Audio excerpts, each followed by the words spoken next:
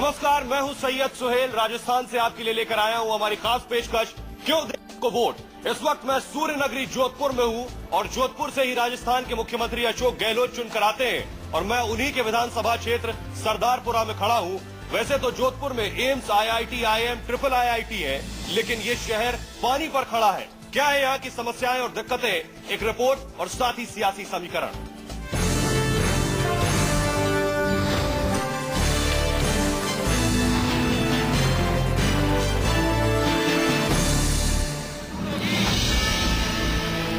जनता की अदालत में जनता के बीच जनता का सवाल लिए आज एक बार फिर राजस्थान की धरती पर है न्यूज 24। सवाल वही, आखिर क्यों दें आपको वोट। ये सवाल राजस्थान के शहर जोधपुर के वोटरों के जहन में भी घूम रहा है। खूबसूरत जोधपुर इन दिनों एक अजीबोगरीब समस्या से दो चार हो रहा है। ये समस्या है जमीन के भीतर पानी के बढ़ते स्तर की। पानी के बढ़ते लेवल की वजह से यहाँ के मकानों की बुनियाद कमजोर होती जा रही है। कांग्रेस की गवर्नमेंट हो चाहे बीजेपी की गवर्नमेंट हो, पानी का लेवल तो वही चल रहा है। अभी तक ऊपर ही चल रहा है, इससे नीचे तो कहीं जा ही नहीं रहा है। तो इसके लिए तो कोई मेरे ख्याल से सरकार ने कहीं कोई काम ही नहीं किया होगा। जाहिर है जोधपुर का वोटर इस बार पानी के सवाल पर ही वोट देने के मूड में है। जोधपुर का इतिहास बताता है कि यहाँ हमेशा से बीजेपी कांग्रेस के बीच जंग होती रही है। जोधपुर जिले में 10 विधानसभा सीटें हैं। 10 सीटों में 4 पर कांग्रेस का कब्जा है, 6 सीटें बीजेपी के खाते में हैं। उम्मीद की जा रही है कि इस बार भी सीधी टक्कर कांग्रेस और बीजेपी के बीच ही होगी। वहीं बीएसपी की ब्राह्मण और राजपूत वोटरों में घुसपैठ की खबर ने जोधपुर के सियासी दंगल को दिलचस्प बना दिया है। जोधपुर सीट से खुद अशोक गहलोत चुनाव मैदान में हैं, लिहाजा पूरे प्रदेश की नजर इस सीट पर है। जोधपुर के सियासी समीकरणों में भारतीय जनता पार्टी कांग्रेस पर भारी पड़ती है, क्योंकि यहाँ की 10 सीटों में से 6 पर बीजेपी का कब्जा है। लेकिन एक बार फिर राज्य के मुख्यमंत्री अशोक गहलोत के पास हैट्रिक लगाने का मौका है। लेकिन इतनी दिनों तक राज्य की कमान संभालने के बाद भी जोधपुर की जनता के सवाल कई सारे हैं जो इन चुनावों में सामने आ जाएंगे। सुनील दत्त के साथ धीरज भटनागर, जोधपुर, न्यूज 24। तो राजस्थान के मुख्यमंत्री अशोक गहलोत के विधानसभा क्षेत्र सरदारपुरा में क्या है सियासी मुद्दे, ये जानेंगे। हमारे साथ बहुत ही खास मेहमान है, हमारे साथ कांग्रेस के मेयर रामेश्वर दधीचा जी हैं। बहुत बहुत स्वागत है आपका। इसके अलावा हमारे साथ बीजेपी लीडर प्रसन्न चंद मेहता है और हमारे साथ प्रकाश भाटी है जो कि बीएसपी के नेता है। सबसे पहले रामेश्वर दधीच जी के पास चलेंगे। रामेश्वर जी, मेरा सवाल आपसे ये, यहाँ की बुनियादी समस्या ये है कि यहाँ जल स्तर बढ़ रहा है लगातार और लोगों के जो तहखाने हैं वो तालाब बन चुके हैं। 5 साल आपकी सरकार रही, क्या किया आपने? हमारे लिए खुशी की बात यह है कि ये जो राजस्थान का पश्चिमी भूभाग है ये पानी के लिए हमेशा से समस्याओं से ग्रस्त रहा है। वर्षों तक हमारी यहाँ पर पीढ़ियां खप गई थी पीने के पानी। किया क्या ये बताइए 5 साल में? उसी पे आ रहा हूँ। हम लोगों ने पानी, हमारे राजीव गांधी जब प्रधानमंत्री थे उन्होंने अपने डिपार्टमेंट में एक सेल बनाकर। मेरा सवाल बड़ा सीधा है, लोगों को मोटर लगाकर पानी निकालना पड़ता है, 20,000 रुपए तक उनका किराया आता है, बिजली का बिल आता है। क्या किया है आपकी गवर्नमेंट ने? और ये आरोप है कि आप फ्रांस तक घूम के आए हैं, लाखों रुपए खर्च करके आए हैं, उसका क्या इम्प्लीमेंटेशन हुआ है? हमने उसका इम्प्लीमेंटेशन करने के लिए बाहर की जो कंपनी हैं उनको यहाँ पर इनवाइट किया, इसका सर्वे करवाया। सर्वे कराने के सर्वे के अलावा क्या हुआ? सर्वे के अलावा हमें 2 तरह के उसमें सर्वे में रिपोर्ट दी गई, जिसमें एक तो हमारा जो पानी का जो कैनाल का पानी आ रहा है। अब ये बताइए ये समस्या कब तक दूर होगी? जनता से क्या भरोसा दिला पाएंगे कि ये समस्या जल्द से जल्द दूर होगी और अगले कितने और साल लेंगे आप? मेरा मानना है इसमें करीब 2 साल लगेंगे। 2 साल और लगेंगे। दधीच जी वादा कर रहे हैं कि 2 साल में जल स्तर की समस्या दूर हो जाएगी। आपको लगता है समस्या दूर होगी? मेरा सवाल आपसे है प्रसन्न चंद मेहता जी, आपकी गवर्नमेंट भी यहाँ रही, आपने क्या किया? उस वक्त भी यही समस्या थी। देखिए, अभी आपने 2 मुद्दे उठाए, जल का मुद्दा उठाया है। इस पर मैं 2 बातें कहना चाहूंगा। मेरे मित्र भाई रामेश्वर जी ने जल की बात कही। जोधपुर, सिर्फ ये बताइए आपकी सरकार ने क्या किया?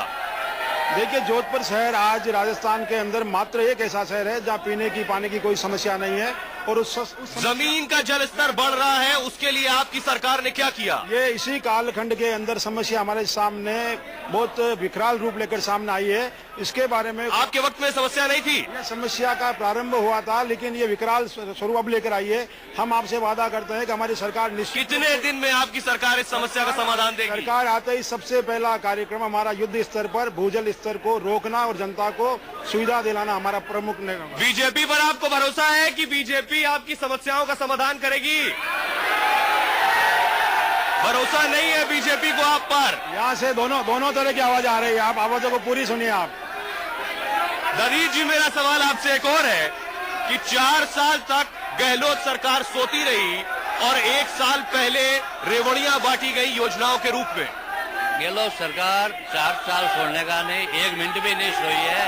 गहलोत सरकार ने जो यहाँ पर जो काम किए हैं डेवलपमेंट के, आम आदमी के, हर क्षेत्र को विकसित करने के, हर समुदाय को आगे बढ़ाने में, ऐसा रिकॉर्डेबल काम मेरे ख्याल से देश में किसी भी। क्या रिकॉर्डेबल काम आप बताएं? 1 साल में सारी योजनाएं लागू, इससे पहले तक कहाँ थी योजनाएं? योजनाएं बनने में समय लगता है। योजना को 4 साल तक आप योजना बनाते रहे। हमारी योजनाएं क्रियान्वित हुए 2-2, 2.5 साल हो गए। हमारे साथ बीएसपी के प्रकाश भाटी है। कांग्रेस और बीजेपी में जंग है, इनको छोड़कर आपको क्यों चुनेगी जनता? सर, हमको चुनने का ये तीसरा विकल्प है इनके लिए। इन्होंने आज पिछले 67 साल हो गए, कभी कांग्रेस कभी बीजेपी को इन लोगों ने चुना है। हमारी जनता अब तीसरा विकल्प चाहती है। बीएसपी ने कौन से राज्य में काम किया है? उत्तर प्रदेश जहां था आज भी वहीं खड़ा है। आप यहाँ क्या करेंगे? सर, उत्तर प्रदेश में आप जब मायावती जी की सरकार थी, जब आपने देखा होगा कि वहाँ क्या हुआ? सिवाय पार्क के कुछ नहीं बना। सिवाय पार्क के क्यों सर, रोडें बनी है। वहाँ की जनता को आराम से रात को निकलने के लिए टाइम मिला था। अब यूपी में आज का जो। चलिए आपके पास आएंगे, कुछ और लोगों से सवाल लेंगे। क्या सवाल है आपका? किससे सवाल है? सवाल मेरा सब बीजेपी से सवाल है मेरा। जो मैडम वसुंधरा जी 4.5 साल विदेशों में बसती रही और आज वो कह रही है कि मैं वोट मांग। मेहता जी, बड़ा सवाल है। वसुंधरा जी 4 साल 4.5 साल विदेश में रही और चुनाव से 6 महीने पहले आ गई है। जब वो जनता के बीच नहीं रही तो जनता उन्हें वोट क्यों देगी? देखिए, वसुंधरा जी जननेता है, ये पूरा हमारा नेता विदेश में नहीं रहता है। ये बात उनको पूछने का अधिकार नहीं। हमारे मुख्यमंत्री 5 साल विधानसभा में। वसुंधरा जी पर आरोप है कि वो कार्यकर्ताओं से नहीं मिलती है। आपका आखिरी बार दर्शन कब हुआ था? वसुंधरा जी का कार्यकर्ताओं से सजीव संपर्क है, ये आरोप निराधार गलत है। और जहाँ तक जो उनके अपने कार्यकाल के दौरान कहा जाता था एक्ट नो सीएम, ये कहने की अलग बातें होती है, लेकिन मैं ये कहता हूं 8 PM नो सीएम, शायद मैं दुरुस्त कर लूं। जो मुख्यमंत्री 5 साल तक विधानसभा के अंदर चेहरा नहीं दिखाए, उनके समर्थकों को ये बात पूछने का अधिकार नहीं है। लेकिन यही सवाल दीदी जी आपसे भी है कि अगर वसुंधरा जी 4 साल नहीं दिखी तो गहलोत जी भी, वसुंधरा जी की जब सरकार थी तो विधानसभा में शायद 10 से 12 दिन ही पहुंचे, उसमें भी कुछ मुद्दा नहीं उठाया। अशोक गहलोत वो आदमी है जो हमेशा 24 घंटे जनता के बीच में रहने वाला आदमी है। उनके बारे में शिकायत का कोई प्रश्न ही पैदा नहीं होता। शिकायत का कोई प्रश्न नहीं पैदा होता। जी, क्या सवाल है आपका? मैं ये पूछना चाहता हूँ कि जोधपुर के लिए अशोक जी ने क्या किया? मूलभूत सुविधाएं। जोधपुर के लिए क्या किया ददीप जी? जोधपुर के लिए क्या किया अशोक गहलोत ने? जोधपुर के लिए क्या नहीं किया अशोक गहलोत ने? एजुकेशन का हब बनाया, एक यूनिवर्सिटी थी हमारे यहाँ पर, आज सीरीज है। लेकिन आपको पता है आप IIT को कोटा से यहाँ ले आए, कोटा के लोग कितना नाराज है। ये कहीं से शिफ्ट होगी तो नाराजगी वाजिब है, पर हमारे यहाँ पर सिर्फ ऐसा क्यों?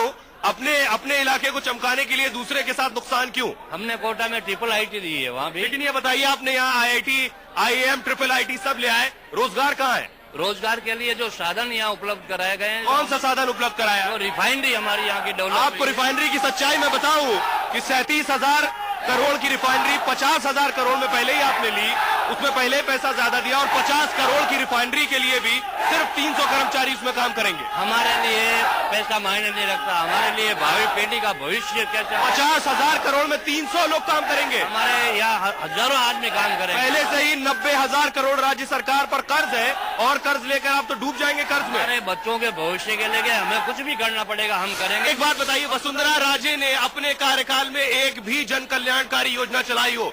5 साल रहे, 5 योजनाएं गिना दीजिए जल्दी से। अभी आप जोधपुर शहर की बात कर रहे हैं। 5 योजनाएं गिना दीजिए। सुनिए, आप जोधपुर शहर की बात कर रहे हैं। जोधपुर शहर मेट्रो शहर की ओर बढ़ रहा है। 5 योजनाएं गिना दीजिए आप। मात्र एक योजना, आप सड़कों पे चलते हैं ना, तो हमारी जो गौरवपति योजना है जिस पर चलेंगे तो आपको लगता है दिल्ली पे चल रहे हैं। ये वसुंधरा जन कल्याणकारी 5 योजनाएं आप गिना दी थी। के बेरोजगारी को नौकरी देने के लिए कितने लोगों को नौकरी दी आपने? हमने जितने वादे किए उन सबको दी हमने। एक वादा, आप तो कांग्रेस का मैनिफेस्टो कॉपी कर लेते हैं। आप पर इल्जाम है कांग्रेस का घोषणा पत्र आप कॉपी करते हैं। इसका मैनिफेस्टो पिछले वर्ष इन्होंने वादा किया था 10 लाख लोगों को नौकरी देंगे, दे पाए 50,000 लोगों। 10 लाख लोगों को नौकरी देने का वादा किया था। अशोक गहलोत ने कहा कि 1,07,000 लोगों को नौकरी दी है। 5 साल में 1 लाख लोगों को नौकरी, अब अगले 5 साल में अब 5 लाख नौकरियां कहां से लाएंगे? 5 लाख नौकरी है हमारी यहाँ पे। जो मैं बात कह रहा था आप उसको और ट्रैक पे ले जा रहे हैं। मेरा ये कहना है कि रिफाइनरी से जो रोजगार हमारे मिलेगा, राइट टू रिफाइनरी 50,000 करोड़ खर्च करके सिर्फ 300 लोगों को रोजगार देंगे आप।